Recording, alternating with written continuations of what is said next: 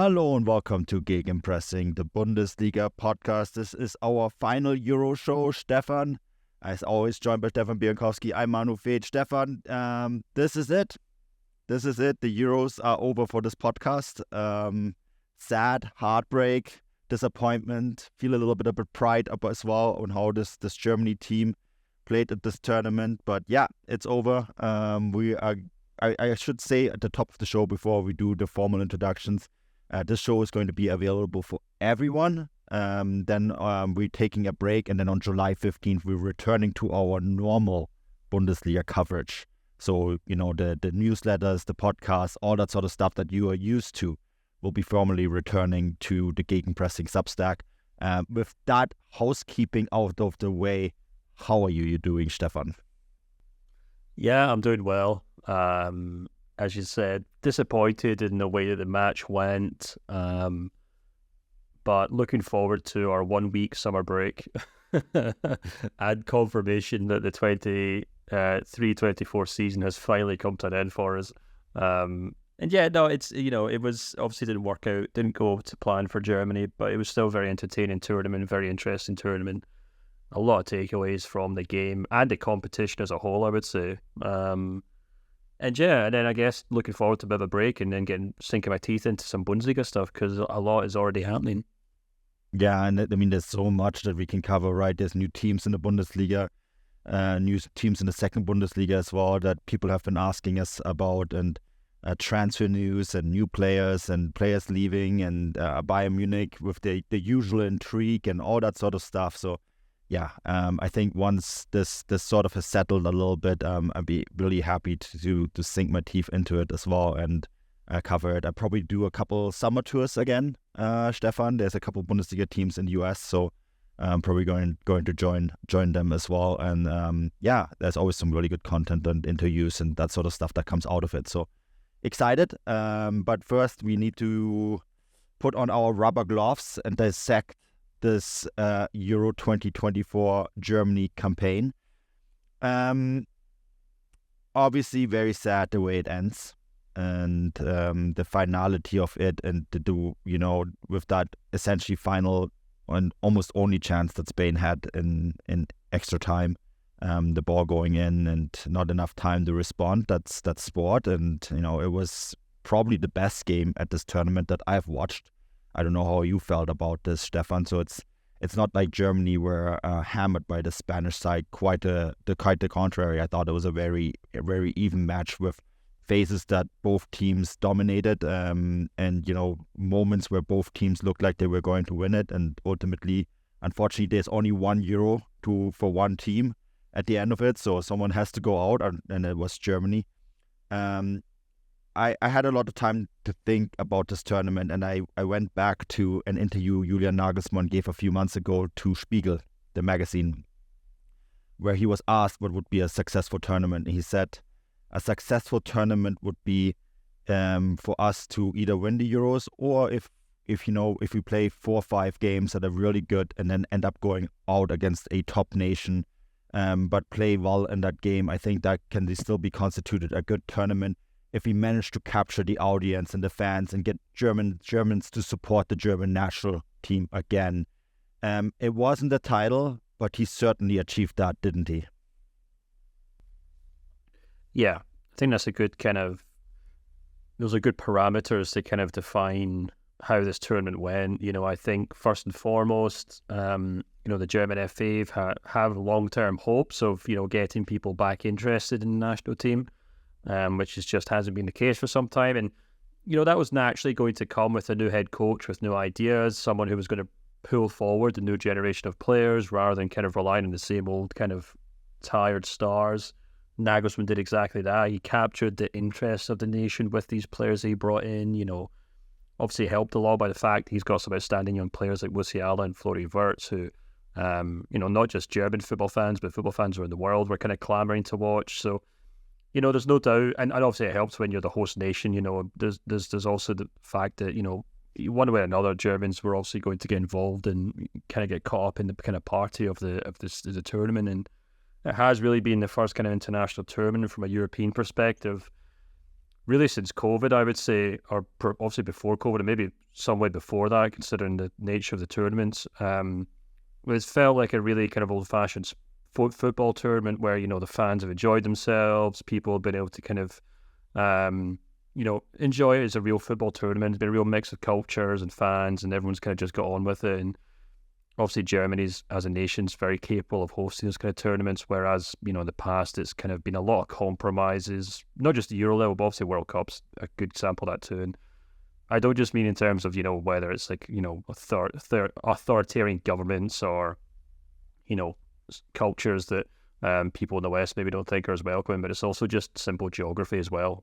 Germany is a very easy place for most people in the world to get to, as opposed to Russia, South Africa, Qatar, and places like that, So it was a nice kind of callback to a simpler time when tournaments were a little more kind of palatable. But yeah, to go back to Germany, yeah, you're absolutely right. I think, I said after the game on social media that, it actually, it reminded me of a scene from the movie The Social Network about Facebook when the Winklevoss twins, or the people playing them, lose a boat race at Harvard or Oxford or whatever it is. And they're in the kind of common room afterwards, and their father, they say to their dad, "Oh, we're sorry we lost that game." And their father says, "You don't have to apologise for losing a race like that." And that's for some reason what popped into my head after that game. It was a match in which whoever lost it, the other team, were able to hold their head up high, because both teams did exactly what they were hoping to do. And I thought it actually worked out the way that we thought it would in the preview. I said it was going to end up being one of those kind of heavyweight boxing matches where you have these two Goliaths really just kind of swinging at each other and struggling to stay on their feet, and that's how it felt. It's a stark contrast to the France-Germany game where, we had two gutless head coaches struggling to put forwards on the pitch or make brave calls to try and score goals, where both teams seemed quite content to play out for penalties. It was a fantastic game of football, and yes, obviously Germany fans will be quite gutted that they lost to Spain, but I think they'll look back on it in time and say, it was a great game, we gave our all, and it was a huge, huge, huge step forward compared to where the national team was, 12, 18 months ago. Yeah, and I think that's a really important thing to underline here, isn't it? That where this team is now is such a different place than when Nagelsmann took over. And I think that is something that needs to be really stressed here. I do think that Nagelsmann's selection wasn't always perfect. In fact, we will probably have to talk about the selection of this game in the first half, right? But we also have to remember so many times how young he is still as a coach, right? And how short the period it has been for him to be in charge of a giant like Germany, and and the weight that comes with this, and how well he's actually handled all of it. And I think he too will learn from the experience of this tournament, and I think that is something that's really important to underline here too. And yeah, and even in the short time span where he's taken this team to being a country at a laughingstock, the sick man of Europe, to now we're going into 2026, and I think there will be a lot of people saying, well, Germany could actually win that tournament, right? And I think just that thought is so remarkably different than where we were in 2023, where people laughed at the idea that Germany was among the European Championship favorites, and they were. I mean, this is, I maintain this. The winner of this game, I thought, was going to win the Euros, and I stick to that. I think Spain is now going to move on and win the tournament. And I think that is a really impressive thing here. As for this game, I think, Stefan, before we get maybe into what happens next with Germany, because I think that is a really interesting discussion point that we have to look at.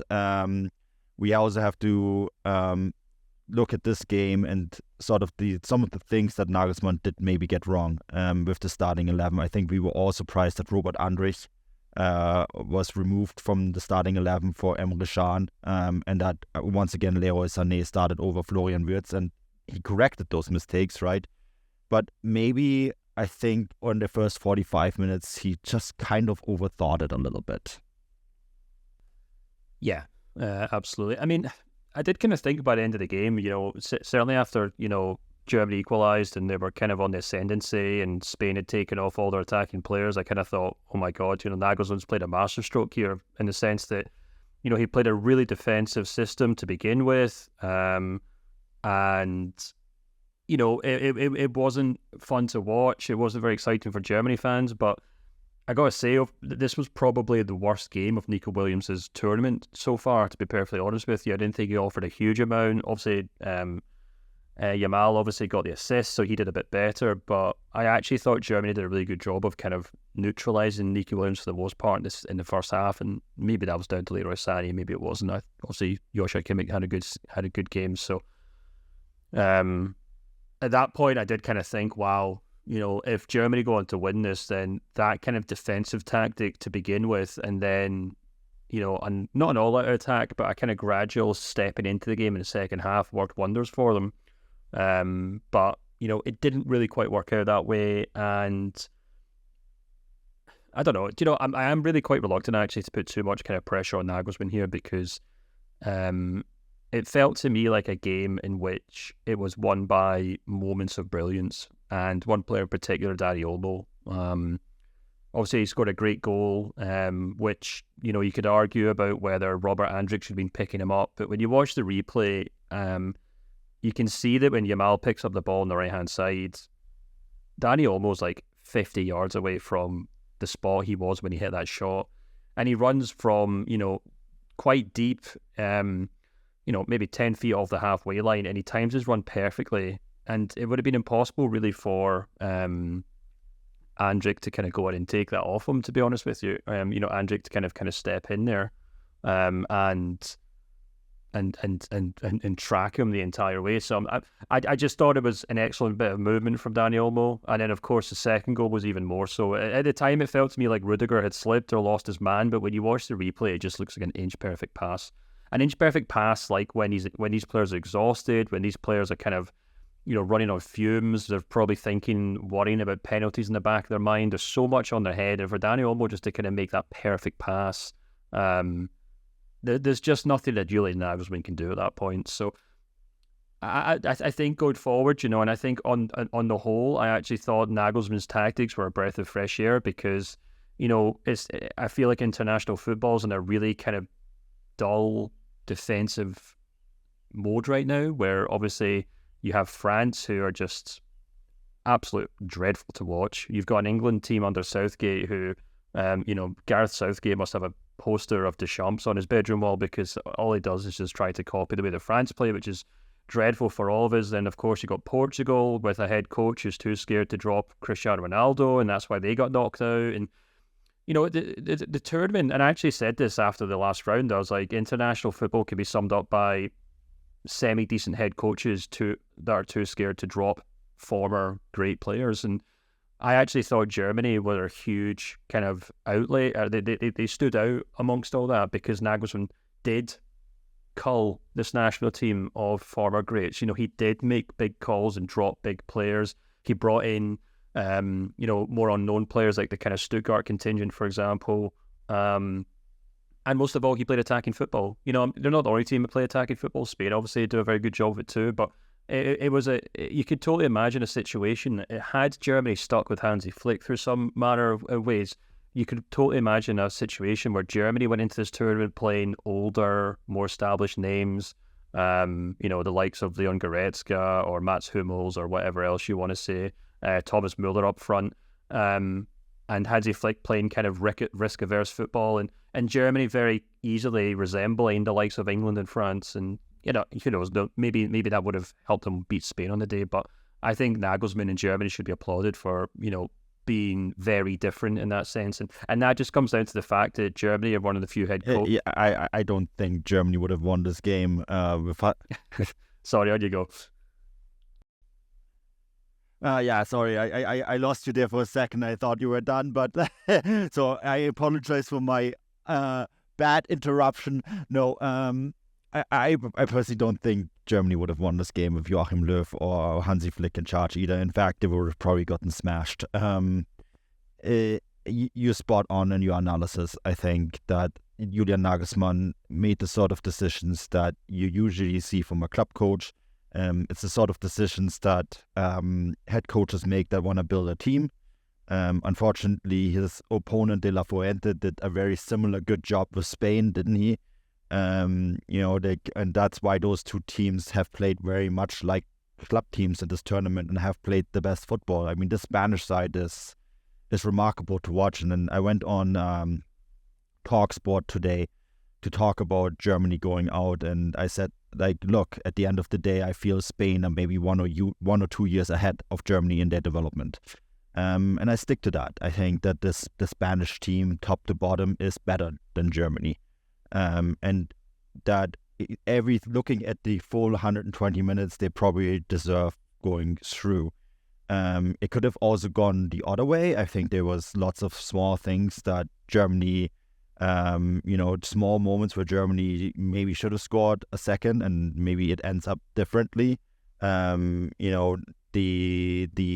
handball situation, for example, comes to mind. I don't think it's a clear-cut penalty at all. I think the referees are being put in the into a position by UEFA where they have to make the sort of decisions that are not always correct. I think that Taylor didn't make a mistake on the field. I think that the decision on the field is the result of a handball law, the laws really having muddled up what is a handball and what isn't. And so, I think that that is something that, needs to take looking at. I think there's lots of Germany fans right now that look at that situation where Musiala's shot clearly goes on goal and the hand comes out and stops it in what would have been a great save by a goalkeeper. And, you would think like that should have been a handball, right? But I don't want to dwell on that moment, because there was also moments the other way where you could have said Germany were lucky that Spain didn't score there. So it's just one of those things where I feel Spain are just a little bit ahead of Germany. But you know what? Nagelsmann might look at the Spain team and say, "Oh, look what they've done. They brought in young players. They slowly transitioned to a different side." And they built something that was probably going to win the Euros now, right? And I think that is a really good example and takeaway from this game. And I think that it's a really good lesson of what this Germany team can be as well.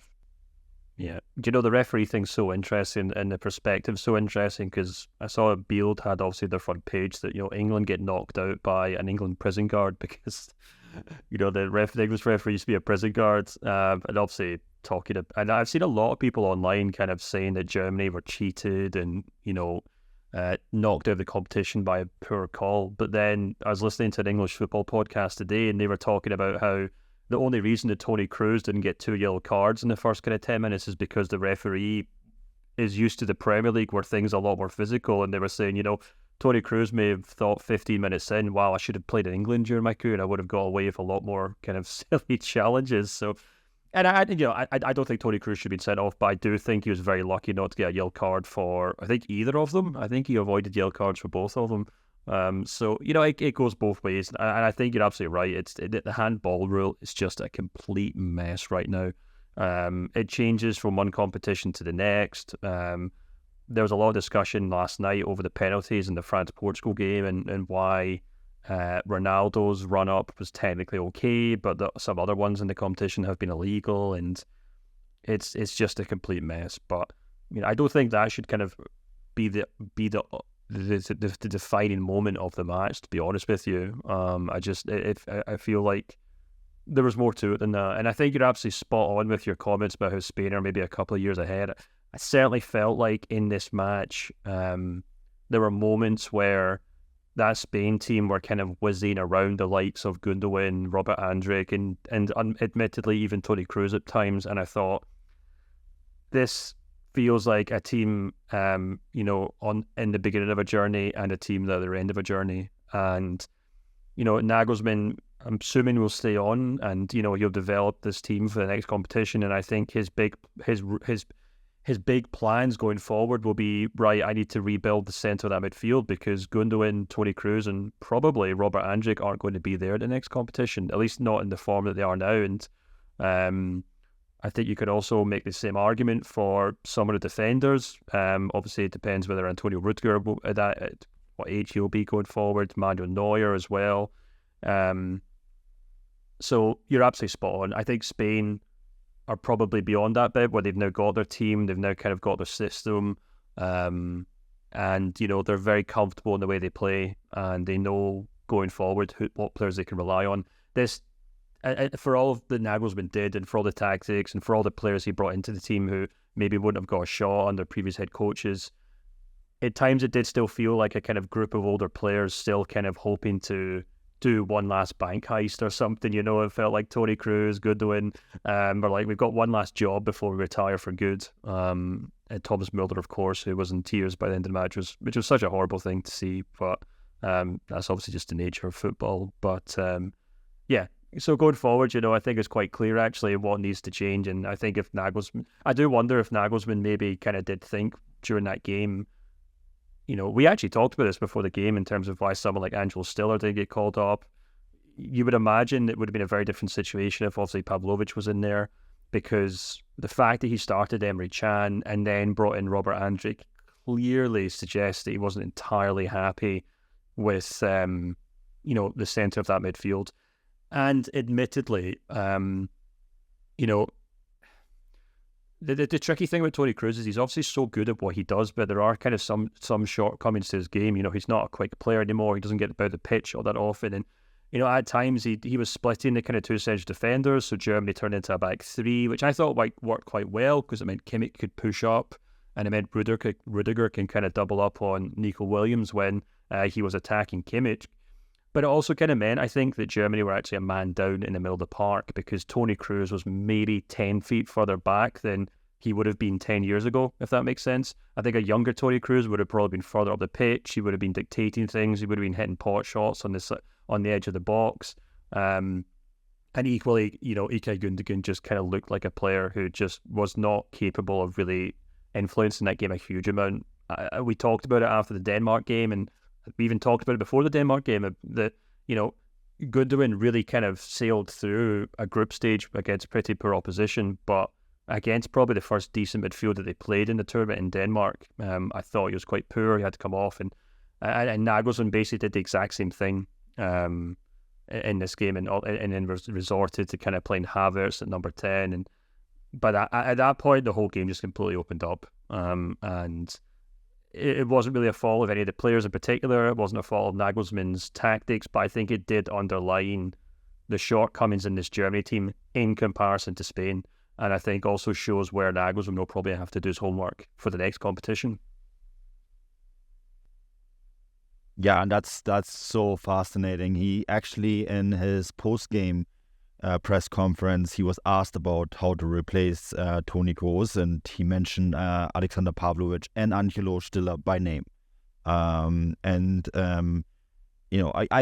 banging this drum for a long time now. I've written a couple articles about it. When you look at Alexander Pavlovic's stats at Bayern Munich this season, his underlying numbers, they are a carbon copy of Toni Kroos. So I don't think we need to look much further. And I think the idea was to bring Pavlovic to this tournament and sort of be a bit of an understudy to Toni Kroos. And that obviously didn't work out because his tonsillitis issues, right?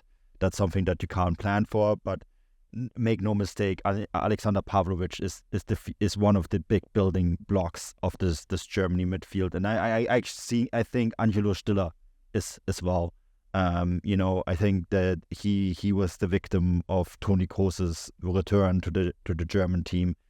But I think that Pavlovic and Stiller are going to be two very important parts of Germany going forward. And that's fascinating, because if Gündogan and Kroos are going to, and Kroos is going to retire, but if Gündogan opts to retire as well, and he's, it sounded a bit like he would post game. I mean, Müller, for example, it sounded very much like it. Manuel Neuer is another one. We probably will have to talk about that too.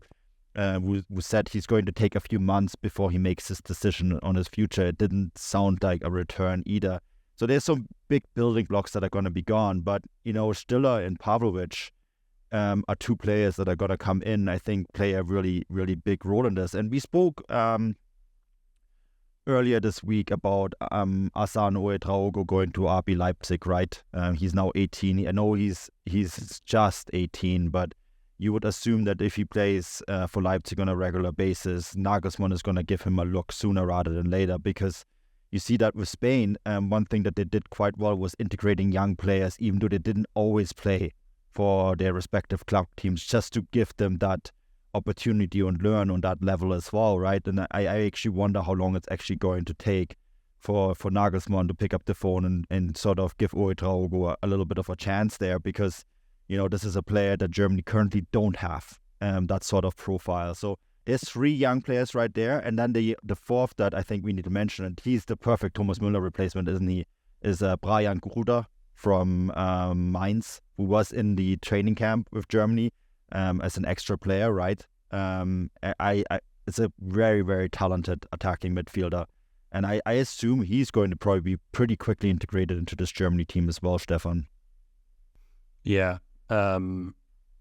Absolutely, and I think it's quite interesting. If I'm not mistaken, Sandro Wagner was the under-20 head coach for Germany before the job he had. Am I making that up? Yes. No, wait, let me think. He was in the youth Bayern setup. head coach. I'm not sure it was with the U21 though. Yeah, no, he was with Unterhaching.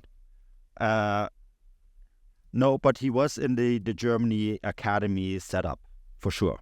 Yeah, that's right. Oh, he's under 20 assistant. That's right. Because he's kind of been fast tracked, hasn't he, through the kind of FA, and so he obviously has some experience with these kind of younger players and knows what the kind of next kind of run of stars will be. And look, we've got 2 years to kind of go through that, and I don't like putting too much pressure on young players and saying, oh, well, in 2 years, this guy will be world class, this guy will be world class, this guy will be world class, because you just don't really know. Some players peak at 17, some players peak at 24, some players peak at 28. Look at Niklas Füllkrug, for example. No one would have been expecting 2 or 3 years ago that all of Germany would have been clamouring for him to come on in the second half against Spain yesterday. So it just comes down to Nagelsmann having options and having enough players to kind of pick from. And I think the really encouraging thing is that he's shown with the way that he's picked those Stuttgart players, the way he's picked guys like, Bayer at Hoffenheim and other players as well, in the sense that, he's very adaptable. And he's shown that obviously at club level, and he's a very good man manager, he's a very good tactician. And as long as German football continues to produce good players, which admittedly is something I think probably has to have a serious look at going forward, just because, it's a whole other podcast, but I did a big feature on the lack of minutes that under 21 players get in Scotland recently for Transfermarkt, and one of the things I did notice is that actually the Bundesliga is one of the worst in the top 15 leagues for it as well, in terms of offering game time to young players. So there might be some kind of discussion that has to be had going forward in terms of that. I think maybe the top flight is taking its eye off the ball in that regard, but that's not something for it to discuss now. The point is that, there are a group of really good young players coming through. As you said, had Pavlovic not had, obviously some really bad tonsillitis issues, he probably would have been in the squad. He would have probably came on in this game, maybe even have started. I do kind of wonder if Nagelsmann was sitting in the stadium last night thinking, gosh, I would have loved to have someone like Angelo Stiller who could have came on and offered maybe a little more kind of excitement going forward, but or energy rather. But yeah, I don't know. Maybe the best way to kind of round up this podcast is maybe we could offer a grade, just so we can kind of cap off what we thought of Germany in this tournament. I'll let you go first, Manu, and then while I try and think of something to say. Okay. I would say a B minus. I think they exceeded my expectations in the way that they have played the games. I think that we could criticize every single one of those 5 games But I think a lot of times it's just you and me being grumpy old man and splitting hairs. I think that if you had said to me that Germany were going to play this sort of football 9-10 months ago, I would have been happy, very happy about it. The 3 last tournaments aside, I always expect Germany to be in the quarterfinals at least, which should be a passing grade, right? This is why I give it a B- only. We have to really take away the 2018, 2021, and 2022 tournaments and say that this is still Germany. Germany is a country where the quarterfinals is the bare minimum. And this is the expectations that we from now on have to have again going forward. This is a country that should always be thereabouts when it comes to winning a tournament. Nagelsmann has said this much in the post-game conference. He said, like, well, if we didn't win this, we're going to win the World Cup instead now. And he said it, in a very decisive manner. And when it got silent in the room, it's like, nah, you guys are silent now. But this is the expectations that we have going forward. And I think he's right. This is Germany. And everything in the country, including all the Bundesliga clubs, have to sort of put their own mission statements aside again and put their eyes back onto the ball and really ensure that we give playing time to young Germans to make this happen. I think there's the right decisions makers at the DFB at the moment to underline this. One of the things I'm actually planning to do, Stefan, is write an article about Unterhaching and their setup. And Manfred Schwabel there, who's a very decisive critique, criticizes the youth development in Germany quite openly and has done so many times even throughout this tournament. So I hope to actually sit down with him at some point and do something for the Substack, because I think it's quite interesting. But I think Nagelsmann and Rudi Völler and Sandro Wagner, who you mentioned, who was at Unterhaching and worked there in the setup, are the right people to do so. So I think this tournament can be, and I wrote this for Forbes, I think that it felt like it's the start of something, not the end of something. I really feel that way. So overall, I think a B- grade is fair. Yeah, I would expect nothing less from a passionate German football fan. Always demanding more, which is absolutely understandable from a historic point of view. Obviously, Germany should be doing better. I'll be a little more optimistic, just based on how things have gone in the kind of last 3 or 4 tournaments. I thought Germany did better than expected. I think the leaps and bounds they've made under Nagelsmann are quite remarkable. And I think if they can continue making that progress, then they'll definitely begin to look like the Germany of old going into the next tournament. Especially if they're able to kind of really implement the kind of young players that we talked about earlier. So with all that and with all that taken into account, I would actually go a little higher and say like a B+ for Germany. Obviously, had they been Spain, they probably could have went on to win the tournament.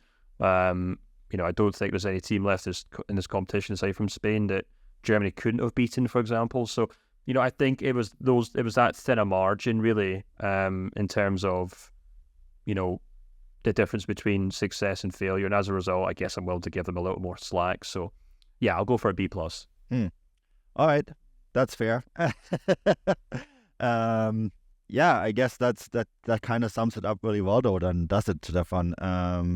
I kind of maybe just want to underline again that it's been a pleasure covering this tournament. It went a lot longer than I think most of us thought. I could have gotten a couple more games, I guess, but that's how it is.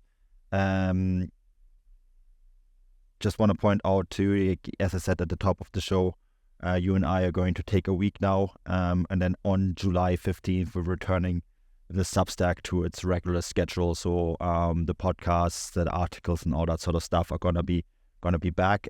If you want to read back on this tournament, there's plenty of content on it. You did the final match report for the Spain game. I did some extra articles as well throughout the tournament based on quotes, etc. that I got. So if you want to read back on it, that's all on the Substack still.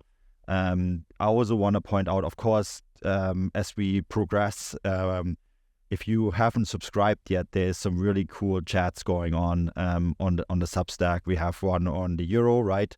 Or several on the Euro, and then there's also one if you one of our North American listeners. Canada, by the way, Stefan, in the semifinal of the Copa America. I don't think I would have had that on my bingo card. So if you want to still chat on the Copa America, there's also a Copa America chat going on the Gegenpressing Substack, and there is Bundesliga players playing in the Copa America, including Alphonso Davies, right? If you're a Bayern fan and you want to chat about that, he is now playing Argentina in the semifinal of the Copa America, Canada, with a historic top 4 finish at that tournament. So that's cool. So yeah, if you haven't subscribed yet and you want to get involved and want to chat to other Bundesliga fans about all sorts of stuff, and including these tournaments, please consider taking out a subscription. With all that in mind, we are now going to wrap this up. We'll be back next week, and until then, auf Wiedersehen.